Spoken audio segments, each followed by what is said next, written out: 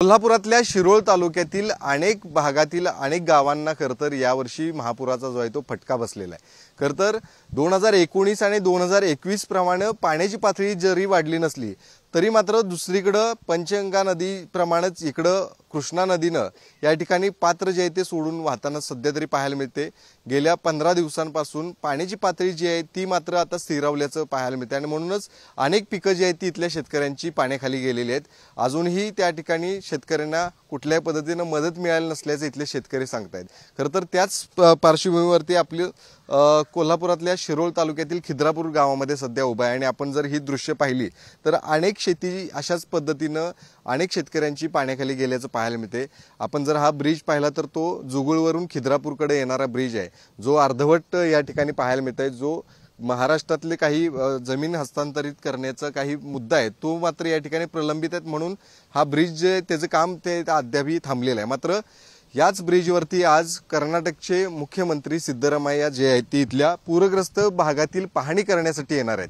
अलमट्टी धरणाचा या संपूर्ण परिसरावरती कशा पद्धतीने फटका बसतो का हे देखील हे या माध्यमातून खरतर सिद्धरामय्या पाहणार आहेत। खरतर एकीकडे सिद्धरामय्या त्यांच्या पूरग्रस्त भागाची पाहणी करण्यासाठी येत आहेत, मात्र कोल्हापुरातले काही नेते जे आहेत या ठिकाणी अजूनही आलेले नाहीत। महाराष्ट्राचे मुख्यमंत्री या ठिकाणी आमची मदतीसाठी आलेले नाहीत अशी देखील माहिती इथले नागरिक देत आहेत। काही शेतकऱ्यांशीच आपण संवाद या संदर्भात करूयात। काय सांगाल, खरतर गेल्या अनेक वर्षांपासून आपल्याला दरवेळी महापुराचा फटका जो आहे तो बसत असतो। 2021 आणि 19 प्रमाणे जरी नाही झाला तरी मात्र यावेळी पाणी मात्र स्थिरावलेलं आहे, पाण्याची पातळी कमी नाही झाली। किती फटका बसला? शेतकऱ्यांना वर्षाचं एक चालू आहे, वर्षाला नुकसानच होतंय आणि अलमट्टी आणि हिप्परगी धरणाचं पाणी कमी करावं। कमीत कमी 13-14 झालं पाणी उभा आहे, कमीच होईना, एक इंचान कमी व्हायला फक्त। त्यामुळे आमची सगळी मळीतली सगळी रानं गेलीच, पीक सगळं गेलायच। ते काय तर सरकारने त्याच्यावर नियोजन करावं। काय तुमची किती शेती आहे या पूर्ण परिसरात आणि किती खराब झाली? आमची 5 एकर शेती आहे, संपूर्ण केळी झाडं आणि ऊसाची शेती संपूर्ण 15 दिवस झालं पाण्याच्या खाली आहे आणि इथं स्थलांतरित सगळं कुटुंब झालेलं आहे आणि एक पाणी येते या भीतीनं कधी रात्री येते म्हणून अपरात्री सगळं भीतीचं वातावरण येऊन सामान सगळं बांधून गावात टाकून रायबागला कर्नाटकात आमचं कुटुंब स्थलांतरित झालं आहे। किती नेमकी भीती खरं तर आहे, कारण पाण्याची पातळी कधी वाढेल असं अनेकांना भीती होती, मात्र आता किती नुकसान तुमचं सगळं? आमचं एक नाही म्हटलं तर 7-7 लाखचं नुकसान झालेलं आहे। काय अपेक्षा सरकारकडनं? सरकारकडनं नुकसान भरपाई मिळावी ही अपेक्षा। ती खरं तर दरवर्षीच असं दरवर्षी स्थलांतरित करायला लागतंय आणि इथं कसं टाकळी फुलं टाकळी आणि याच्यामधलं वतातलं ते हे आहे, तिथं पाणी इथं लोड झालं की तिथं इथल्या नागरिकांना जाता येत नाही। त्यामुळे की नाही जनावरं आणि माणसं जाण्यासाठी स्थलांतर होण्यासाठी हे लागतंय आणि कायम भीतीचं वातावरण राहतंय की आपण जाऊ शकतो काय नाही। आणि रात्री पाणी इथं म्हणजे हे रस्ता आहे, रस्त्याच्या कडेला जे घर आहेत रात्री कधी 4-5 फूट रात्री एकदम चढलं तर आम्ही आलमट्टी आणि हिप्परगीच्या बॅकवॉटरमुळे कायमचं वर्षाला एक नाही नुकसान होतंय। नक्कीच खरं तर अलमट्टीचे भीती जी आहे ती शेतकऱ्यांच्या मध्ये आहे। काय नेमकं तुमच्या देखील इथं किती प्रमाणात नुकसान जे ते झालेलं आहे, काय नेमकी इथली परिस्थिती सध्याची? आता इथं माझी 3.5 एकर शेती आहे, 3.5 एकर आहे, पण मी राहायला महाराष्ट्रात आहे, केवायसी महाराष्ट्राची आहे आणि रान आहे ते कर्नाटकात आहे, म्हणजे जुगुळ हद्दीत येत आहे। पुढं समजा नुकसान फक्त आता सोसायटी मी महाराष्ट्रात काढतो, पण कर्जमाफी वगैरे झाली तर आम्हाला त्याचा लाभ मिळत नाही आणि म्हणजे परिस्थिती अशी आहे की धोबी का कुत्ता ना घर का ना घाट का ही परिस्थिती आता जवळजवळ नाही म्हटलं तरी 1.25 एकर इथं कर्नाटकात ह्या म्हणजे नदीच्या अलीकडची जी शेती आहे ती 1.25 एकर पर्यंत आहे। त्यामुळे अल्पावधीतच थोडाफार आम्हाला नुकसान भरपाईचा लाभ मिळतो कर्नाटकातून आणि जी काही सोसायटी वगैरे आम्ही महाराष्ट्रात काढतो त्याचा आम्हाला म्हणजे लाभ मिळत नाही। तो पण सरकारनं त्याचा विचार करून एक तर आम्हाला कर्नाटकात तर पूर्ण सगळं गाव द्यावं किंवा महाराष्ट्रात तर घ्यावं। आमची जी शेती आहे ती महाराष्ट्रात तर घ्यावी, नाही तर पूर्ण हे गाव मला कर्नाटकाला जोडून द्यावं। त्याबद्दल पाठपुरावा केलाय तुम्ही कधी? हा अजूनपर्यंत तर काय कधी केलेलं नाही, पण मागे एकदा 7 गावच्या मिळून म्हणजे गणेशवाडी, कवटे बेटे ह्या 7 गावांना ते मागच्या 19 किंवा 21च्या पुरामध्ये सांगितलेलं होतं, पण त्याच्यावर काय सरकारनं ठोस भूमिका काय घेतलेली नाहीये. आता शेती तुमची कर्नाटकात येते असं तुम्ही म्हणताय, तिकडून भरपाई मिळत नाही त्यांच्या सरकार? मिळती पण अल्पावधीतच थोडीफारच मिळती. महाराष्ट्र राशन कसं सोसायटी वगैरे, कारण आम्हाला सोसायटी कर्नाटकची मिळत नाही, केवायसी इकडची असल्यामुळे. महाराष्ट्रात आम्ही राहायला महाराष्ट्रातलं कर्ज घ्यावं लागतं. हा महाराष्ट्रातलं कर्ज घ्यावं लागतंय, मग त्याचा आम्हाला लाभ मिळत नाहीये. काय नेमकी अपेक्षा करताय? आता खरं तर बघितलं तर तिकडं कर्नाटकचे मुख्यमंत्री तिथल्या काही भागांना भेट देण्यासाठी आज येणार आहेत. आपले खिद्रापूरच्या सारख्या अनेक भागातील इथले शेतकरी आहेत, त्यांची मात्र इथल्या नेत्यांनी भेट घेतली. आता महापुराची पाहणी केली कोणी? नाही, अजूनपर्यंत तिकडे कोण केलेलं नाहीये. किती नेत्यांनी घेतली आहे तरी?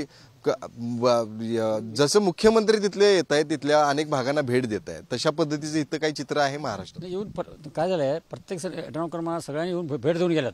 आता काय परिस्थिती, आता टाकळी पुलावरती पाणी होतं, आता सध्या काही प्रशासन येऊ शकत नव्हतं, पण परत सगळ्यांनी येऊन भेट देऊन गेल्यात. अपेक्षा करत नाही तुम्ही त्यांचे मुख्यमंत्री येतात तुमच्याकडे येऊन आपले पूरग्रस्त भागाची पाहणी करावी असं तुम्हाला वाटत नाही? स्वतःहून एखादी मंत्री येऊन आमची इथली व्यथा जी आहे ती जाणून घ्यावी असं तुम्हाला वाटते? परत बरोबर मुख्यमंत्री असं सगळ्यांची अपेक्षा आहे. हो खरं सगळं आता काय झालं, तर महाराष्ट्र जिल्ह्यात सगळीकडे महापूर असल्यामुळे तसं काय चाललं नसेल तर परत येतील की. आता इथल्या ह्या भागातले पुढारी कार्यकर्ते सगळे येऊन गेल्यात, आपल्या शिरूर तालुक्यातले सगळे येऊन गेल्यात. मुसरफ येऊन गेला आहे, माने येऊन गेल्यात, रत्नाकर येऊन गेल्यात, रवी शेट्टी येऊन गेला आहे, उल्हास पाटील येऊन गेला आहे. सगळ्यांनी पाणी काय नेमकी तुमची काय नेमकी किती शेती आहे आणि किती नुकसान आहे? नुकसान शेती 2 एकर आहे माझी, आणि नुकसान पाणी आल्यामुळं काय माळवच करतो आम्ही, केळीचे व्यापारी, माळवे केळीचे व्यापार. नुकसान झाले 2-3 लाख पत्र गेले ना. काय अपेक्षा सरकारकडून? सरकारकडून काय आता त्यांनी सहकशन काय दिलं ते आम्ही मान्य करू. या निसर्गापुढे आम्ही काय करू शकत नाही ना. ज्यांनी ते यांचं जसं आहे की काही शेती कर्नाटकात आहे आणि राहतात मात्र महाराष्ट्रात, तशी तुमची परिस्थिती? हा तशीच आहे, नदीकडलाच आहे ना आपली. त्याची नुकसान भरपाई मागताय कुणाकडे? कर्नाटक सरकारकडे. त्यांच्याकडून मिळते तशापासून दिले तर त्याने आम्ही स्वीकार करू, नाही तर मग आमचं काय असेल ते महाराष्ट्र निर्णय देईल ते आम्ही काय स्वीकार. महाराष्ट्र सरकारला जर तुमची काही विनंती करायची झाली तर काय करणार? हे पुराचं पाण्याचं नियोजन करायला पाहिजे. महत्वाचं म्हणजे का या पुराच्या पाण्यामुळे नुकसान होते, अतिवृष्टीमुळे नुकसान होते, परत आमच्या मालाला भाव मिळत नाही. तेच मागणी करतो. काय कशी परिस्थिती आहे गेल्या काही दिवसांपासून इथल्या पूर्ण भागांमधली? किती नेमकी गावं या पूर्ण शिरोळ तालुक्यातील याच कृष्णा नदीच्या महापुरामुळे वेढली जातात? किती नुकसान होते, किती गावांचं नुकसान म्हटलं तर राजापूर वाडोय आणि खिद्रापूर हे एक असं बेट झाल्यावर झालंय, कारण चारी बाजूने पाणी, त्यामुळे रस्ताच नसतो लोकांना जायला. 3 गाव ब्लॉक होतात, त्यामुळे जनावर लवकर हलवायला लागतात. रस्ता बंद झाला की जनावर जात नाही. 2019ला माझी बिल्डिंग इथेच आहे, गच्चीवर जवळजवळ 16 ते 17 जनावर टाकलेले. पूर्ण रस्ता पॅक असल्यामुळं, शेवटी गोट्यात पाणी आल्यामुळं, अंगणात पाणी आल्यामुळं जनावर वर न्यायची पाळी आली. आता सुद्धा तीच परिस्थिती आहे. काय नेमकी मागणी करते? मागणी आता सरकारनं नुकसान भरपाई द्यावं, एक तर सोसायटी पूर्ण क्लिअर करावी, नाही तर 7-12 कोरा करून द्यावा. दरवर्षी असं पूर याला तर पूर्ण शेतकरी बुडूनच जाणार आहे. काय तुमचं किती नुकसान झालं या ठिकाणी? माझे 2 एकर केळीचं बाग गेलंय. केळी सध्या आता केळी बाग गेले. ते आमचं पण ते सांगितलं, पण आमचं पण कर्नाटकात आहे ना, घर का ना घाटकात आहे आमचं पण. त्या परिस्थितीत आम्हाला महाराष्ट्र सरकार पण काय मिळत नाही, आणि कर्नाटक सरकार गेलं काय आपलं आधार कार्ड महाराष्ट्र आहे, रेशन कार्ड महाराष्ट्र आहे, तुम्ही महाराष्ट्राकडे जावा. कागदपत्रांमध्ये त्रुटी काढतात. हा त्रुटी काढतात प्रत्येक वेळी, असंच होतं आमचं. मग तुमचं आधार कार्ड महाराष्ट्र आहे, रेशन कार्ड तुम्ही कर्नाटक करून घ्या, तुम्ही देऊ. बरं मग कर्नाटक करून घ्यायला परत महाराष्ट्रामध्ये आमचं पण शेती दोन्हीकडे आहे ना, मग अवघड येते. कर्नाटकात जास्त शेती आमची दोन्हीकडे आहे. महाराष्ट्रात काय 10-15 गुंठे आहे, पण कर्नाटकात 2-2.5 एकर शेती आमची शेती आहे. त्यामुळे आम्हाला कर्नाटकडून ज्या मदत मिळते. सगळ्यामध्ये खरं तर जबाबदार जे ते अनेक जण धरतायत ते आलमट्टी धरणाला धरतायत. आलमट्टी धरणातील विसर्ग आणि एकंदरीतच सगळं नियोजन जे पाण्याचं आहे ते करण्यामध्ये अपयशी ठरतंय असं वाटतंय, आणि म्हणूनच या पुराला सामोरं जातो. हो, आलमट्टी धरणापासून आणि मांजरी ब्रिज काय, मांजरी ब्रिज पासून आम्हाला पण ते पण ब्लॉक मारते पाणी, त्याला पण कमानी टाईप हवं. मांजरी ब्रिज आणि आलमट्टी हिपरीपासून आम्हाला त्रास होतो, प्रत्येक वर्षात त्रास होतच. काय सरकारनं करावं वाटतं तुम्हाला? हे पाण्याचं नियोजन करायला पाहिजे आणि व्यवस्थित म्हणजे स्थलांतर आता केलं आम्ही तिथं काही नुकसान भरपाई देत नाही. हां, आता 15 दिवस झालं इथं पाण्यात आहे आम्ही. अशी परिस्थिती 15 दिवस 2019 आणि 21 ला पण नव्हती. 19 पण 21 पण आणि 5-6 पण होती. पाणी मोठ्या प्रमाणात या ठिकाणी शिल्लक अजूनही ते स्थिरावलेलं आहे. 15 दिवस झाला इथं पाणी आहे. आता आहे या ठिकाणी. या गावातले काही पुढारी देखील आहेत. खरं तर त्यांच्याकडे सुरुवातीला जाईल का मोठ्या प्रमाणात नुकसान जे आहे ते दरवर्षीच होतं. या वर्षी मात्र मोठ्या प्रमाणात पाणी जे आहे ते या ठिकाणी स्थिरावलेलं आहे आणि त्यामुळं परिणामी शेतीतली पिकं जी आहे ती कुजू लागलीत अनेकांची म्हणणं आहे. कशा पद्धतीने सरकारकडे ही मागणी करताय? जसं कर्नाटकमध्ये काही जणांची शेती आहे, काही जणांची महाराष्ट्रात आहे. अर्धी निम्मी शेती दोन्ही राज्यांमध्ये पाहायला किती कुचंबना इथल्या शेतकऱ्यांची होती, किती अडचण? खरं पाहायला गेलं तर आता आपण टी व्हीमध्ये बघतोय ना, तर 2019 आणि 21 पेक्षा पूर कमी आहे. कमी पण आहे, पाणी पण कमी आहे. पण नुकसान हा झालं की 2019 आणि 21ला पाणी चढलं पण तेवढ्या स्पीडला आणि उतरलं त्या स्पीडला. पण आज जवळजवळ 15-16 दिवस झालं ही पिकं सगळी पाण्याखाली आहेत आणि त्यामुळं 2019 आणि 21 पेक्षा आत्ताचं नुकसान खरं तर जास्त आहे आणि त्या पद्धतीनं ह्याचा शासनानं विचार करायला पाहिजे, त्याची नोंद घेतली पाहिजे आणि त्या पद्धतीनं भरपाई पण मिळाली पाहिजे.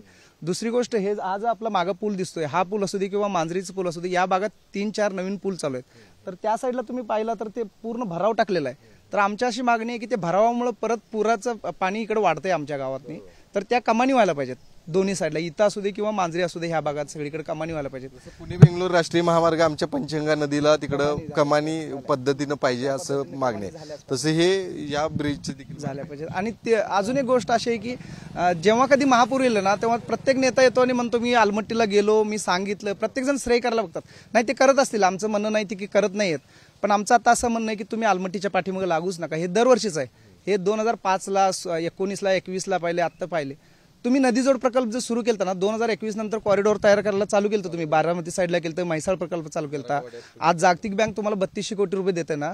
आज तुम्ही लाडकी बहीण योजनेला 45,000 कोटी देताय ना. आम्हाला नकोय, आम्हाला नुकसान भरपाई पण नको, तुम्ही येऊ नका आमच्याकडे. आम्ही करू शकतोय, आमचा शेतकरी तेवढा खंबीर आहे.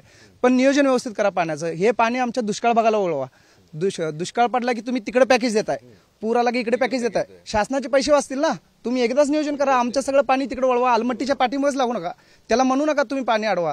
तुम्ही पाणी किती अडवायचं तू अडव, आम्हाला तिकडे सोडायचं, आम्ही दुष्काळ बघायला सोडू. हा कायमस्वरूपी उपाय केंद्रातनं पण खासदारांनी मानलं पाहिजे, राज्यातनं पण मानलं पाहिजे आणि दोन्ही राज्याच्या मुख्यमंत्र्यांमध्ये समन्वय असला पाहिजे. दोन राज्यांमधलं भांडण एकदाच ते मिटून हे अशा पद्धतीचे प्रकल्प राबवणं गरजेचं 100%. कारण काय होतं, उन्हाळ्यात त्यांना पाणी कमी पडतं तेव्हा आम्ही राजापूर बंधाऱ्याला अडवतो ना, तेव्हा त्यांना पण त्रास होतो. ते आपलेच भाऊ, कोण वेगळे नाहीत, ते आपलेच आहेत, फक्त राज्यामुळे वेगवेगळे झालेले आहेत. उन्हाळ्यात आपण पाणी तटवतो, त्यांना अडचण येते, त्यामुळे पावसाळ्यात ते आम्हाला अडचण करतात. हे कायमच असणार आहे. पण एकदा कायमस्वरूपी याच्यावर उपाय करून हे पाणी तिकडनं वळवणं हा सगळ्यात त्याचा परमनंट उपाय आहे आणि तो केला पाहिजे शासनानं. आणि नुकसान भरपाईची पण व्यवस्थित पाहणी करून त्यांनी त्याची भरपाई मिळाली पाहिजे.